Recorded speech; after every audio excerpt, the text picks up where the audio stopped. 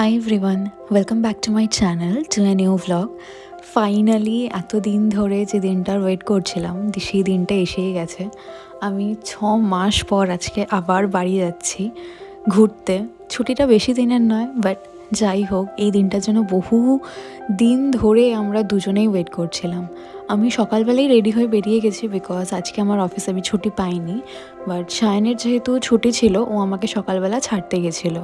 But আমি আজকে office থেকে তাড়াতাড়ি আর্লি লগ আউট নিয়েছি। আমি ওই 5টা নাগাদ বেরিয়ে যাব বিকজ আমাদের 9টার সময় ফ্লাইট, তো আমাকে 7:30 থেকে 8টার মধ্যে ঢুকতে হবে এয়ারপোর্টে। আর আমার কিছু কলিগস আজকে হায়দ্রাবাদের যে স্পেশাল মিষ্টি বা স্ন্যাক্স থাকে সেগুলো আমাকে গিফট করেছে আমার বাড়ির সবার জন্য। So sweet of them, and thank you so much.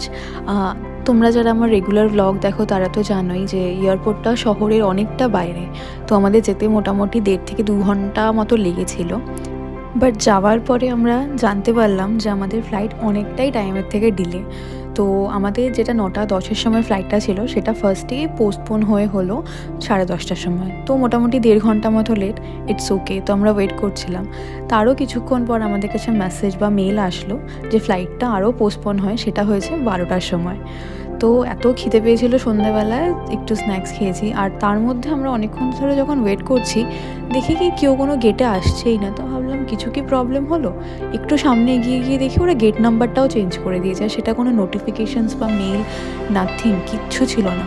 তো ফাইনালি সবাই একই অবস্থা, সবাই তাড়াহুড়ো করে গেল। আর ফ্লাইটটা তখন আরও লেট করেছে, আমাদের মোটামুটি ফ্লাইটটা ছাড়তে সময় লেগেছে 12:30 মতো। তাড়াহুড়ো করে সবাই ঢুকেছে, সঙ্গে সবারই বাড়ি যাওয়ার তাড়া রয়েছে। আর সেই সন্ধে 9টা বা রাত 9টার ফ্লাইটটা পোস্টপোন হতে রাত 12:30টার সময় ছেড়েছে। রানওয়ে থেকে বেরোতে তো 1টা বাজিয়েইছে, কারণ কি মাঝখানে অনেকক্ষণ দাঁড়িয়েছিলাম। অ্যান্ড ফাইনালি আমি কলকাতায় কত দিন পরে দেখতে পাচ্ছি যেন কলকাতাটাকে উপর থেকে। মনে হচ্ছে কখন নামবো, কখন জাস্ট ফ্লাইটটা ল্যান্ড করবে আর আমি তাড়াতাড়ি করে বাড়ি যাব। ডিনারের তো পুরো প্ল্যান ছিল, মাকে বলে রেখেছিলাম যে প্লিজ একটু ভাত আর সমস্ত রকম নর্মাল বাড়ির খাবারগুলো বানিও, বাট সেটা আর খাওয়া হলো না সেদিনকে। যখন আমরা ল্যান্ড করলাম তখন বাজে পুরো 2:30।